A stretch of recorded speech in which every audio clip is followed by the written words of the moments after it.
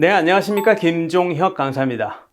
이번 시간에는 일잘러의 경영노트 전시회 운영 기법에 대해서 말씀을 드리겠습니다. 그 첫 번째 시간으로 시장 정보 취득 방법에 대해서 같이 알아보도록 하겠습니다.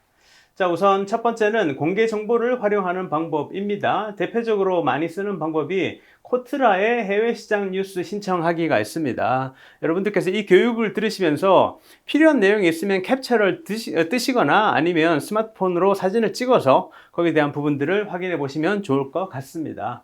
자, 두 번째는 대표적인 기관이죠. 무역협회에서 발행하는 굿모닝 키타에 가입을 해서 뉴스레터를 신청하는 것도 좋은 방법입니다.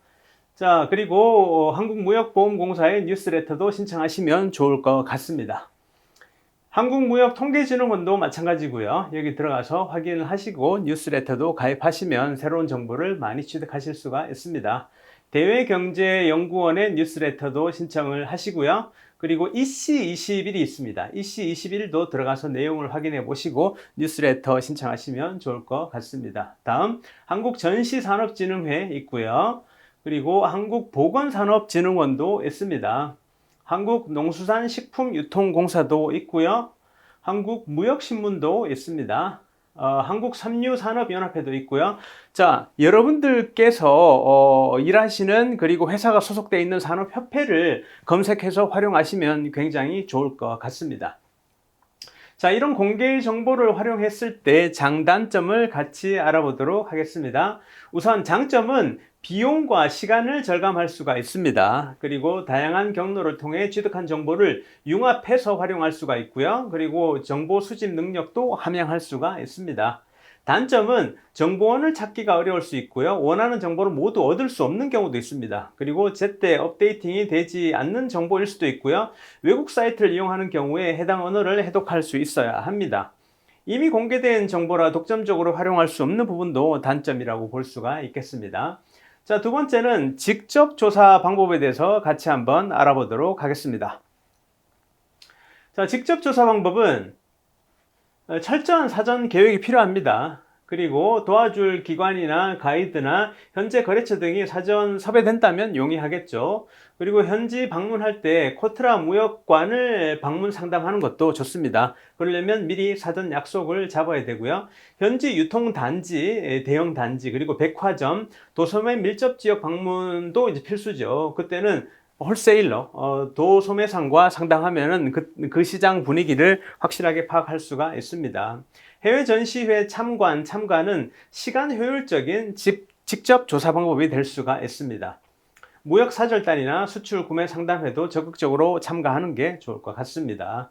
노하우를 내재시키는 게 가장 중요하다고 생각이 듭니다. 회사 차원에서 외부 기관에 계속 수주해서 의뢰해서 시장 조사하는 부분도 중요하겠지만 이런 노하우를 내재해서 이 지식과 경험을 계속 공유해서 이어지게 만드는 방식도 중요할 것 같습니다. 자, 이런 직접 수행 정보 검색의 장단점을 같이 알아보면요. 장점은 본인이 직접 조사한 정보이기 때문에 독점적으로 그 회사에서 활용할 수가 있고요. 정보 수집 단계에서 인적 네트워크를 확대할 수 있습니다. 이런 말은 곧 이 노하우나 지식이 회사의 자원으로 계속 쌓인다는 뜻이겠죠. 그리고 정보 수집 능력과 요령도 키울 수가 있습니다. 반면에 단점은 어떤 게 있을까? 많은 비용과 시간이 소요가 됩니다.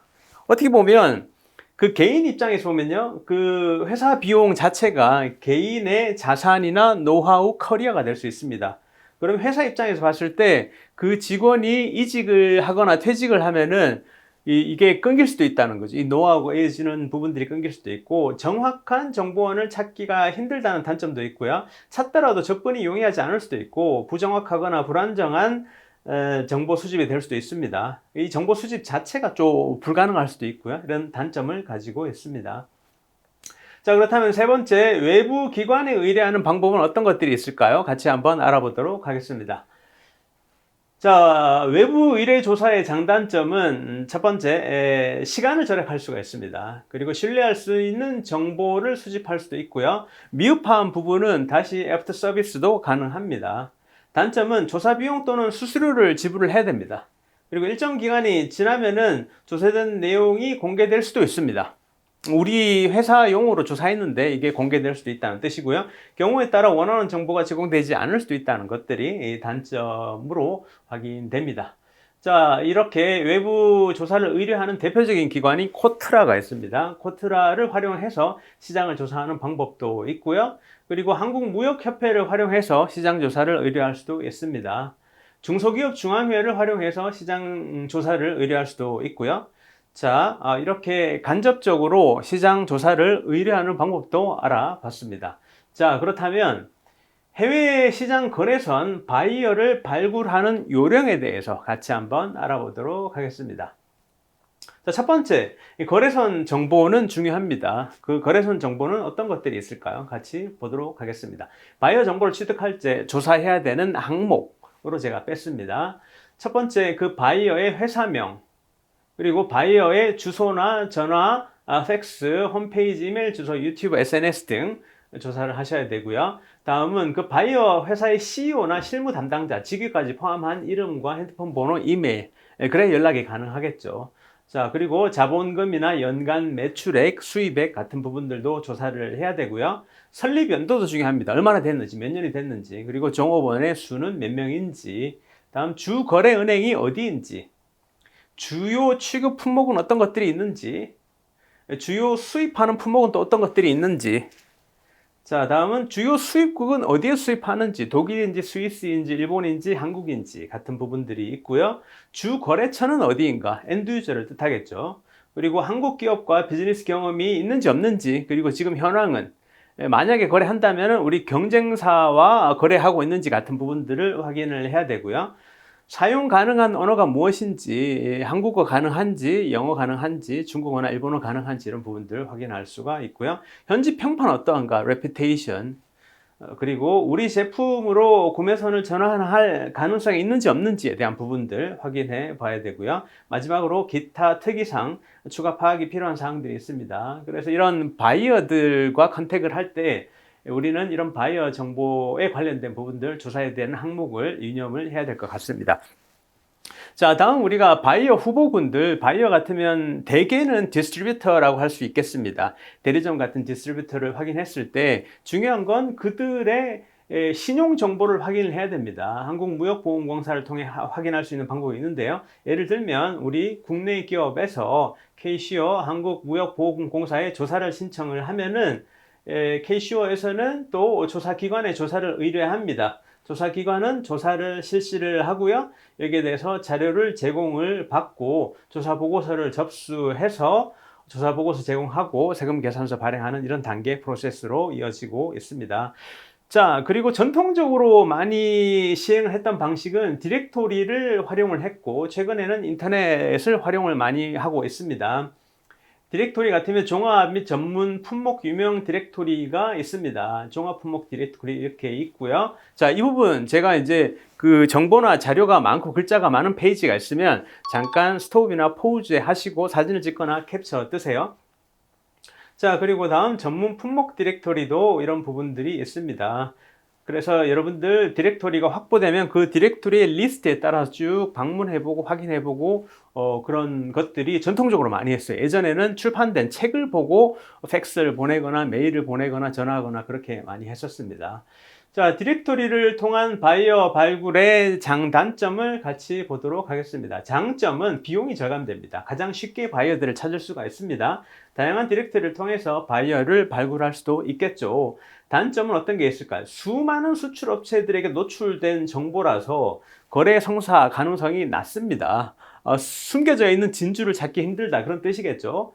자, 그리고 바이어에 대한 신뢰도를 확신할 수가 없습니다. 업데이팅이 안 된 바이어 정보일 수도 있고요. 옛날 정보고 지금은 뭐 예를 들면 그 회사가 없어졌거나 그럴 수도 있습니다. 자사 상품에 대해서 관심이 있는 바이어인지 확인도 곤란합니다.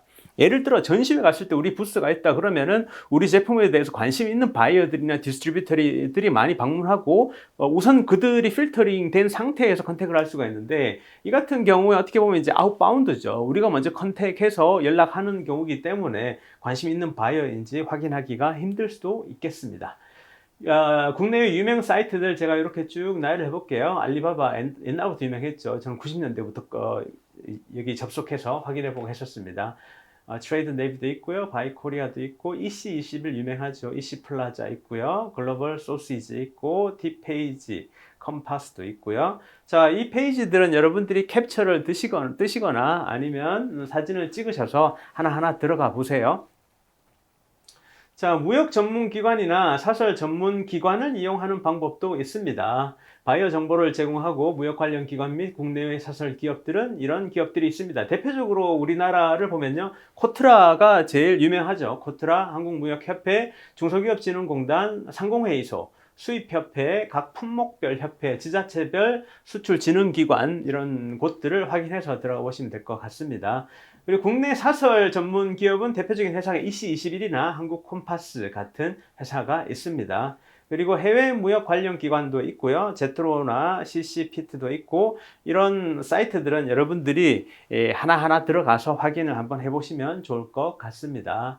자, 사설 전문 기관도 같이 보도록 할게요. 조금 전에 제가 말씀드렸던 EC21도 있고 네오맥이나 코리아 컴파스, 트레이드킥 코리아도 있고요. 티베이 마케팅이나 웨비오 코리아도 있습니다. 자, 그리고 현지를 직접 방문하거나 행사를 참가하는 방법도 있습니다. 마케팅 수단별 장단점을 확인을 해보면요. 해외 전시회를 갔을 때 장점은 많은 바이어와 짧은 시간에 상담이 가능합니다. 성약 시간도 단축할 수 있고 광범위한 시장 동향을 현장에서 직접 체험을 하고 파악이 가능합니다. 단점은 비용이 많이 들어요. 수천만 원이 들 수도 있고 최소 정부기관과 같이 가더라도 몇백만 원은 기본으로 들고요. 긴 준비 시간이 필요하고 경쟁률이 높은 전시회는 좋은 자리에 부스를 확보하기가 힘들 수도 있습니다. 무역사절단 같은 경우에는 앉아서 편하게 상담할 수 있고 시간도 절약이 되고 직접 상담 주선이 불필요하고 비용도 절감이 되는데 미스매칭 가능성이 높아요. 그리고 시장성이 없는 지역은 성과가 저조할 수 있고 방문 희망자가 일정에 포함되지 않을 가능성도 있습니다. 다음 개별 세일즈. 장점은 미스매칭 가능성은 낮은데 만나고 싶은 바이어와 상담도 가능합니다. 자유로운 출장 일정도 수립 가능한데 본인이 모든 일정을 다 수립해야 되고 출장자가 일일이 바이어를 방문해야 됩니다. 저도 이렇게 시장 조사했던 경험이 많습니다. 여기서 여러 가지 이제 그 오류상을 겪을 수도 있고 생각하고 계획하지 못한 상황이 발생할 수도 있습니다. 수출 상담회는 비용이 거의 없습니다. 짧은 시간 내에 다수의 바이어와 상담도 가능하고 직접 상담 주선도 불필요한데 마찬가지 미스매칭 가능성이 높고 원하는 바이어가 참가하지 않을 수도 있고 그 현장에서 국내 기업 간의 경쟁이 심해질 수가 있습니다. 사이버 상담은 시간도 절약이 되고 비용도 거의 없는데 성향 파악하는 게 좀 한계가 있고요. 시차가 존재합니다. 그리고 외국어도 능숙해야 되고 상품에 대한 충분한 설명하는데 좀 한계가 있을 수도 있다는 그런 단점이 있습니다. 코트라 지사화 사업은 그 무역관 전담 직원으로부터 집중 지원이 가능합니다. 받을 수가 있고요. 지사원 역할도 수행 가능합니다. 어떻게 보면은 그 회사가 직접 주재원을 보내는 것보다 비용이 절감될 수도 있습니다. 그렇지만 보내지 않는 것과 비교해 보면은 많은 비용이 부담이 될 수도 있고요. 그리고 전담 직원과의 유기적인 협조 관계가 구축되지 않으면은 신경을 많이 안 쓰면은 제대로 된 정보를 확보하기가 힘듭니다. 자, 이렇게 이번 시간에는 전시회 운영 기법의 첫 번째 시간으로 시장 정보 취득 방법에 대해서 설명을 드렸습니다. 잘 들으셔서 감사합니다. 김종혁 강사였습니다. 고맙습니다.